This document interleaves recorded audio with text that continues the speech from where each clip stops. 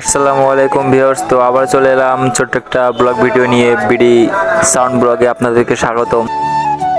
তো এখানে ছোটখাটো একটা প্রোগ্রাম ছিল। এখানে ক্যাট কিং এর এক পেয়ার ফোর আনছিলাম, 3টা হরেন আনছিলাম, একটা 3400 আহুজার মাইক্রোফোন আনছিলাম, 2টা সাম্মি ইউনিট আনছিলাম ও একটি আতি প্রো। এখানে ছিল একটা ডেল্টা আর MGP XU 16 মিক্সার। তো এটা একটি আলোচনা সভা ছিল।